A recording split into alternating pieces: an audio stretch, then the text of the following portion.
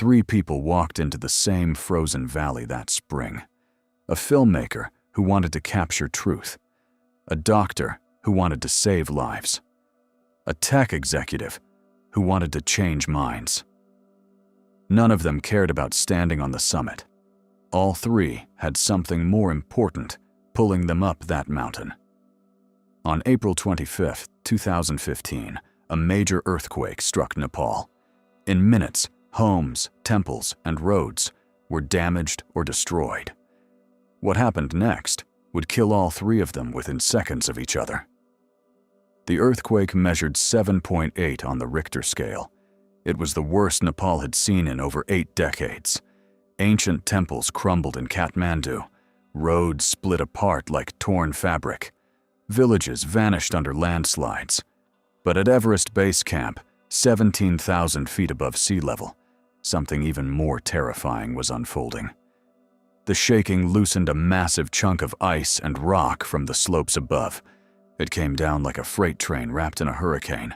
A wall of white, destruction traveling faster than any human could run. Base camp is supposed to be the safe zone, the place where climbers rest, acclimatize, and prepare for the dangers above. It sits on a glacier, surrounded by the tallest peaks on Earth. Hundreds of tents, hundreds of people. Cooks, doctors, guides, porters, climbers, filmmakers. A temporary city made of nylon and ambition. That morning, it became a killing field. The avalanche hit with the force of a bomb blast. Tents were shredded, bodies were thrown, and 3 remarkable people who had dedicated themselves to serving others never had a chance to say goodbye. Tom Taplan had been coming to the Himalayas for years. He grew up in Denver, surrounded by mountains that taught him to look up instead of straight ahead. The Rocky Mountains were his first classroom, teaching him that the best views required effort and patience. Later, he moved to Santa Monica for work, but the peaks never left his blood. The flat beaches and palm trees of California could not replace what he felt standing at altitude, breathing thin air, watching clouds form below him instead of above. He became a documentary filmmaker, the kind who chased human stories rather than dramatic explosions. His films never had big budgets or celebrity narrators. They had authenticity. They had the kind of intimate access that only comes from earning trust slowly. His specialty was listening. He would sit with people for hours, asking quiet questions, letting silences stretch until the other person felt comfortable filling them with truth. He believed the best. Footage came after the subject forgot the camera was there. That took time. That took patience. Tom had both. He married a woman named Corey, who understood his restlessness. She knew that loving Tom meant sharing him with mountains and remote villages and editing bays where he would disappear for weeks. Together, they built a life that balanced creative work with wild adventures. Their home was filled with artifacts from expeditions and hard drives containing footage that might become something someday. Tom was always working on something, always thinking about the next story, always planning the next journey. Tom never cared about summit footage or record-breaking climbs. What fascinated him were the people nobody else noticed. The kitchen staff who cooked thousands of meals at altitude. The porters who carried impossible loads, up impossible paths. The rope fixers who went first into danger so others could follow safely. The Sherpas whose entire economy depended on this mountain. These were the stories Tom wanted to tell. The ones that revealed what Everest really was beneath all the glory and ego. He had been to the Khumbu region multiple times before 2015. He knew which boulders warmed first when the morning sun hit them. He knew which trails got slippery by afternoon. He knew the rhythms of base camp life better than most climbers. The morning bustle, the afternoon quiet, the evening social hour when teams gathered to share stories and worries. He understood how this temporary society functioned, how hundreds of strangers became neighbors, how competition and Camaraderie coexisted in equal measure. This trip was supposed to be about capturing the anthropology of Everest. How do hundreds of people build a functioning community in one of the harshest environments on Earth? How do routines form when everything around you is trying to kill you? Tom wanted to document the ordinary moments that made extraordinary achievements possible. The loading of supplies, the testing of equipment, the long conversations about weather and routes, the jokes that broke tension, the friendships that formed under pressure. He was particularly interested in the support staff who never got credit, the cooks who woke before dawn to prepare meals, the porters who carried impossible loads, the communications officers who kept satellite phones working, the doctors who treated everything from blisters to cerebral edema. These people were the foundation of every expedition, yet their stories rarely made it into the coverage. Tom wanted to change that. He wanted audiences to see Everest through their eyes. On that April morning, Tom was doing what he always did, walking through camp with his camera, collecting small moments of truth. A Sherpa adjusting gear, a guide checking weather reports, someone laughing over tea. He moved quietly, almost invisibly, because that was how he got authentic footage. People forgot he was there and started being themselves. That was the magic of his work. He disappeared so others could appear more clearly. When the ground started shaking, Tom was exposed. He had no boulder to hide behind, no reinforced tent to dive into. The pressure wave hit him with everything it had. Ice chunks the size of cars, rocks turned to shrapnel, a blast of air that could lift a grown man off his feet. By the time the white cloud cleared and survivors started calling out names, Tom Taplan was gone. He died doing exactly what he loved, trying to show the world the truth about a place most people would never see. Marisa Eve Girong took a different path to that same valley. She was born in Thailand and raised in the United States. From an early age, she had an unusual calmness about her, the kind of quiet confidence that made people instinctively trust her. In school, she gravitated towards science, particularly biology and anatomy. She was fascinated by the human body, not just how it worked, but how it broke down, and more importantly, how it could be repaired. Eve pursued this fascination relentlessly. She earned a bachelor's degree in biology, then a master's in biomedical sciences, but classroom knowledge was never going to be enough for her. Eve trained as a physician assistant at one of America's busiest trauma centers, the John H. Stroger Jr. Hospital in Chicago. This was not a gentle introduction to medicine. This was the deep end of the pool with weights tied to your ankles, gunshot wounds, car accidents, collapsed lungs, cardiac arrests, the kind of chaos that makes or breaks young medical professionals. Every shift brought new horrors. Every night tested her resolve. The hospital served some of the toughest neighborhoods in the city, which meant the trauma was constant and severe. Eve did not break. She got sharper. She got faster. She learned to stay calm when everyone around her was panicking. Her hands stopped shaking during procedures that would make most people faint.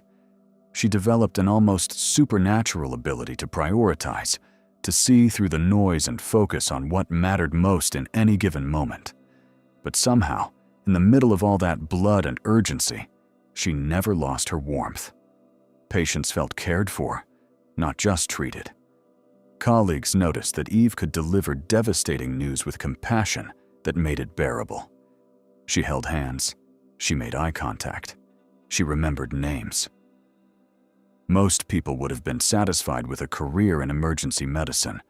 Steady work, good income, the satisfaction of saving lives. But Eve wanted more. She started studying wilderness medicine, a specialized field that prepares doctors for situations where ambulances cannot reach you, where the nearest hospital might be days away, where you have to treat a broken femur or a collapsed lung with whatever you can fit in a backpack.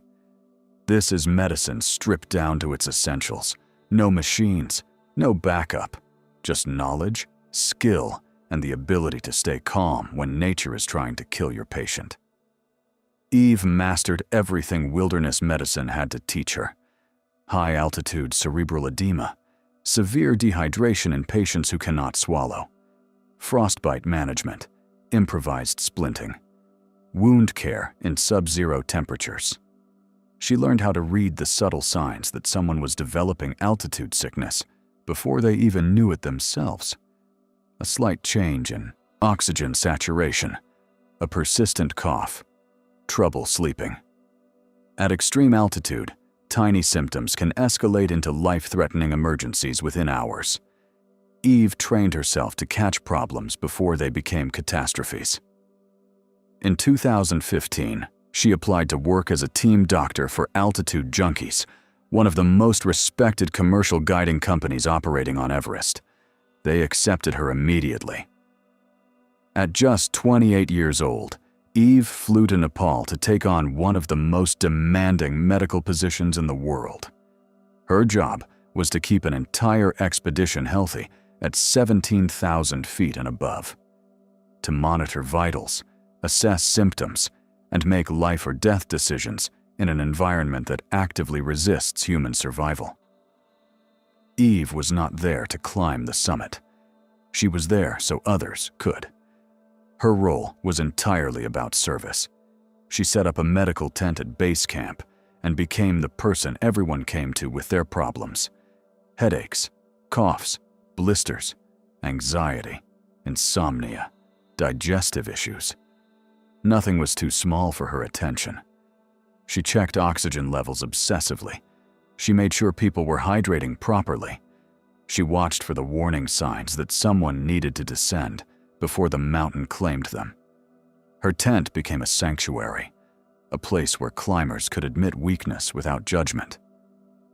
The altitude does strange things to the human body. It changes sleep patterns. It affects digestion. It can trigger depression and anxiety, even in people who have never experienced either. Eve understood all of this. She treated the whole person, not just the symptoms. She asked about fears and frustrations. She listened to homesickness and doubt.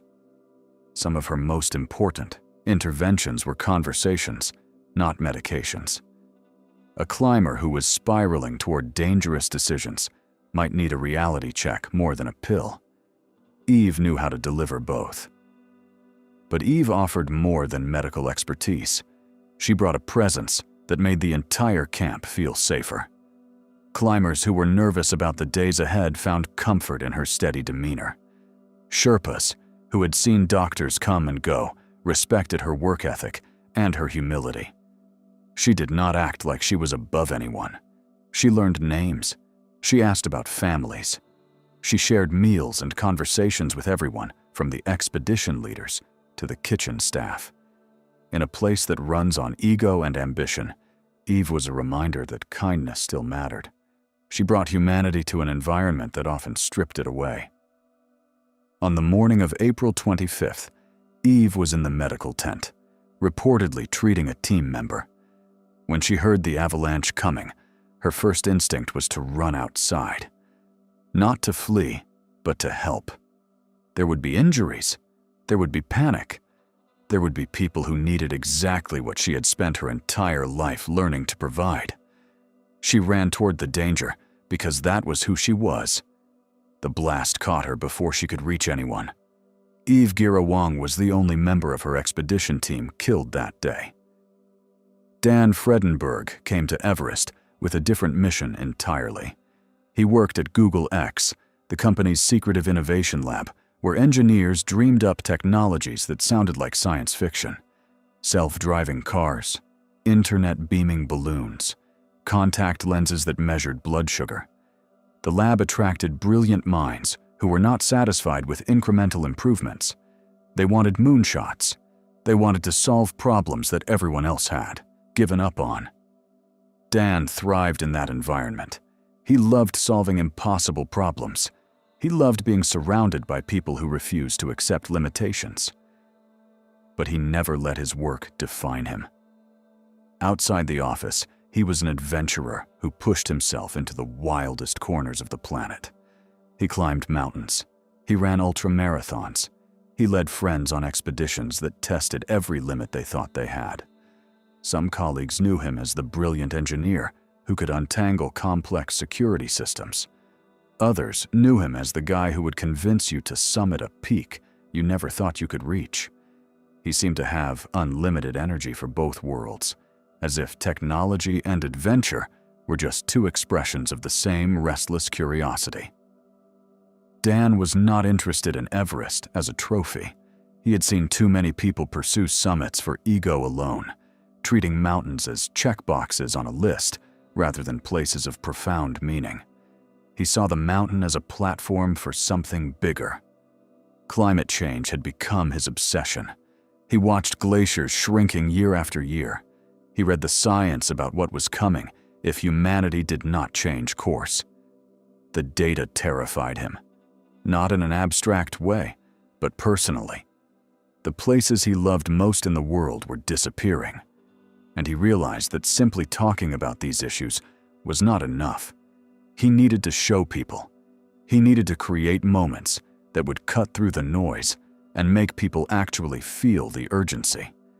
What better way to do that than raising a climate banner at the highest point on Earth? The year before, in 2014, Dan had been on Everest when disaster struck. An ice collapse in the Khumbu icefall killed 16 Sherpa workers and ended the climbing season. It was the deadliest single incident in Everest history at that time.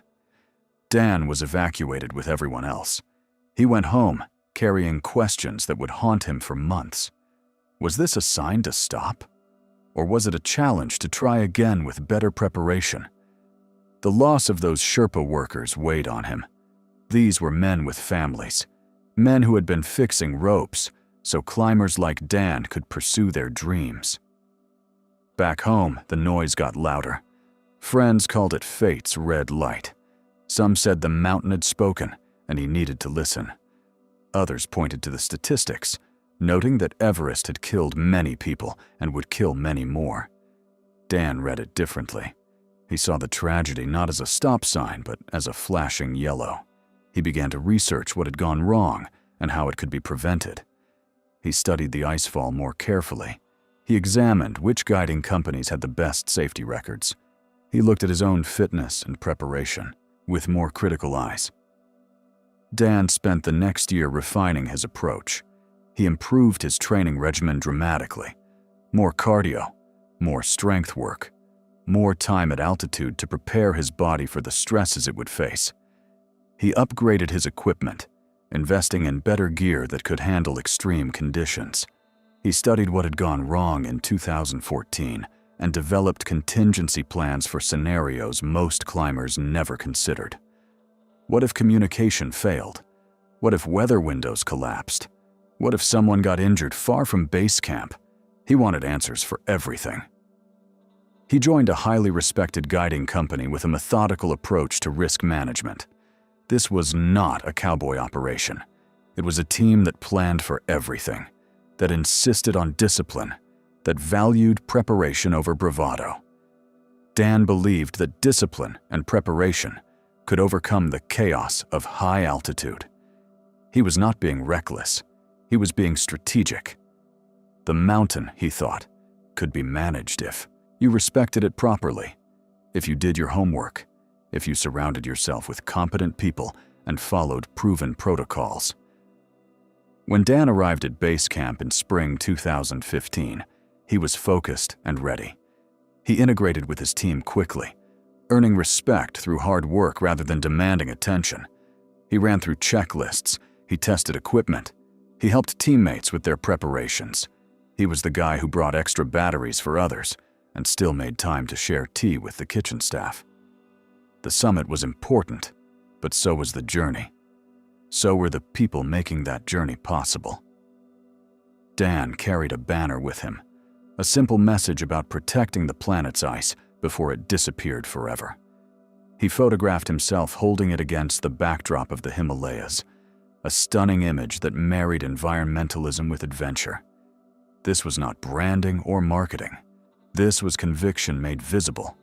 He wanted people who followed his journey to understand that climbing was not separate from larger responsibilities. The glaciers were melting, the world was warming, and everyone who loved wild places had an obligation to speak up. On the morning of the earthquake, Dan was at base camp preparing for the days ahead. When the ground started shaking, he had only seconds to react. The avalanche hit with devastating force. Dan suffered a severe head injury in the initial blast. Unlike some survivors who were thrown clear or found shelter behind boulders, Dan was caught in the worst of it.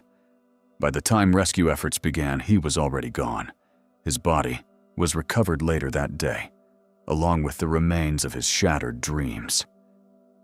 The aftermath of the avalanche was chaos and heroism intertwined. Survivors stumbled through debris fields, calling out names that no one answered. Some people dug with bare hands, using cooking pots and climbing axes to free the wounded.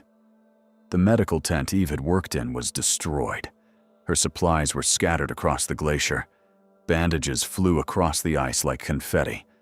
Oxygen tanks rolled into crevasses. The careful organization she had maintained was obliterated in seconds. So the surviving climbers did what she had taught them to do. They applied the first aid protocols she had drilled into them during training sessions. They stabilized spines. They treated wounds. They kept people warm and hydrated until help could arrive. In a cruel irony, the techniques Eve had practiced with her team became the techniques used to save others after she was gone. Her voice lived on in the procedures. Her training made a difference even in her absence. People who survived that day owed their lives in part to what she had taught them. Helicopters began arriving the next morning, threading through narrow valleys with minimal visibility. The pilots were performing some of the most dangerous flying imaginable. At 17,000 feet, the air is so thin that helicopters struggle to generate lift. Rotors that would spin easily at sea level fight for purchase in the depleted atmosphere. Every landing was a gamble. Every takeoff was a prayer. Pilots had to judge wind conditions, assess landing zones, and make split-second decisions with lives hanging in the balance. Ground crews cleared spaces in the rubble and guided aircraft in with hand signals and scraps of colorful fabric. They flattened whatever ground they could find, moving debris and bodies to create something resembling a helipad. The coordination was improvised, but effective. Sherpa teams who had spent their careers hauling loads up the mountain now hauled the wounded toward helicopters. Their strength and endurance, usually applied to climbing logistics, became life-saving assets in the rescue. The priority was simple. Get the critically injured out first. Everyone else would have to wait. But simple priorities become complicated when you have dozens of wounded people and limited helicopter capacity. Who goes first? The person with the broken spine, or the one with internal bleeding? The unconscious patient, or the one screaming in pain? These decisions were made by guides and medics who had never expected to play God. But triage at extreme altitude is brutal math. Who flies first? Who can survive another hour? Who is beyond saving? These decisions were made by guides and medics who had never expected to play God. Some critics later claimed that wealth and connections determined who got evacuated early. Others insisted it was purely medical priority. The truth was probably both. In a crisis, every human system breaks down a little. People do their best with impossible choices. And sometimes, their best is not good enough. Taplan's death hit the documentary community hard. He was not a celebrity filmmaker with million-dollar budgets. He was a craftsman who believed in the power of small stories told well.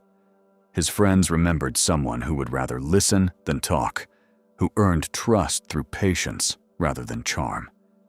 The film he was making about base camp would never be finished, but the approach he brought to his work influenced everyone who knew him. Tell the human story. Notice the people behind the scenes. make space for truth instead of spectacle. Eve Girong's death devastated the medical and climbing communities simultaneously. The Wilderness Medical Society issued a statement honoring her dedication. Rutgers University published a memorial.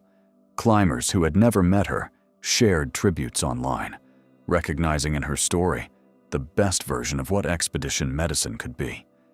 She had not died chasing glory. She had died trying to help people. Her family established scholarships in her name, ensuring that her commitment to service would continue inspiring future generations of wilderness doctors. Dan Fredenberg became a symbol of something more complicated. He represented both the best and most troubling aspects of adventure culture. The best, because he genuinely cared about causes larger than himself.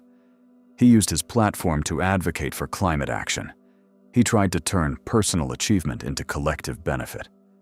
The troubling part was the question his death raised about risk and responsibility. Is it wise to return to a mountain that nearly killed you the year before? Does purpose justify danger?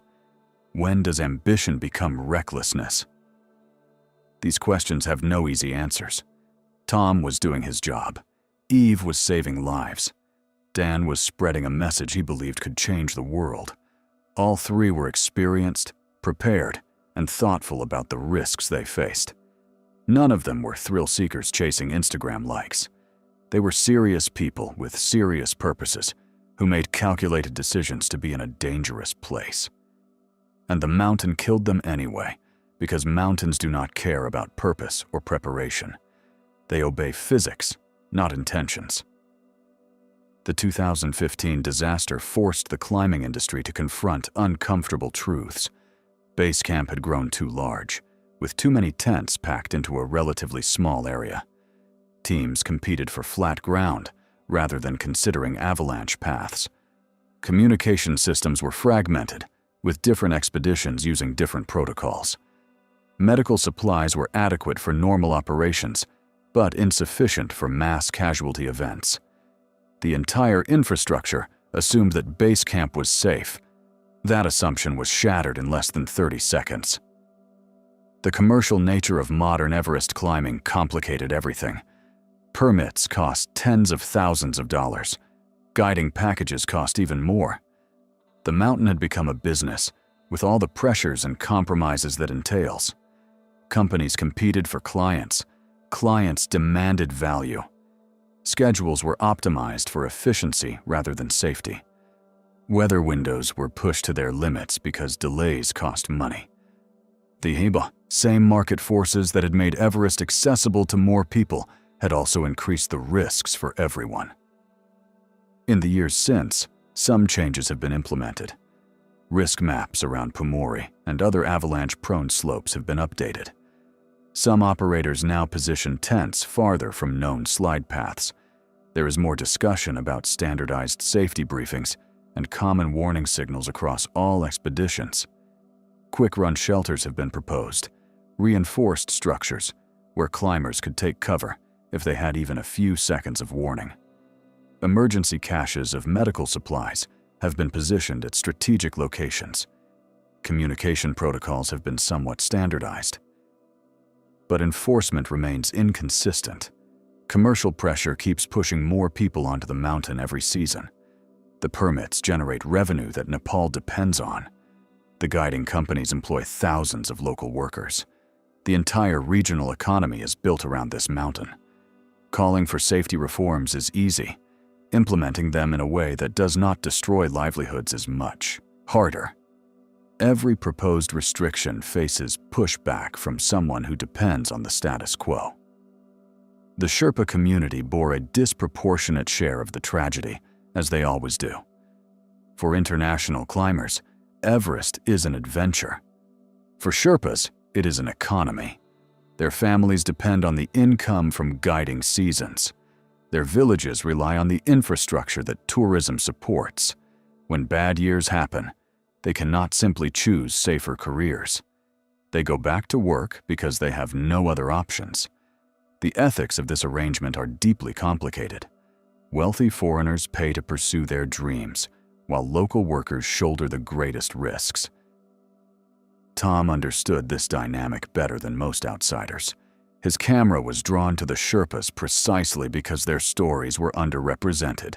He wanted audiences to see the rope fixers who went first into the icefall, setting the path that everyone else would follow.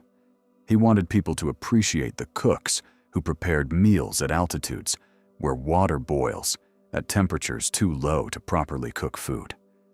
He wanted the climbing industry to acknowledge its dependence on local labor.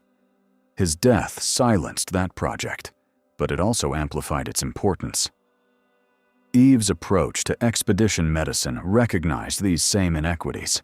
She treated everyone with equal care, regardless of their position in the expedition hierarchy. A Sherpa porter with a cough received the same attention as a wealthy client with the same symptoms. This was not just good medicine, it was a moral stance.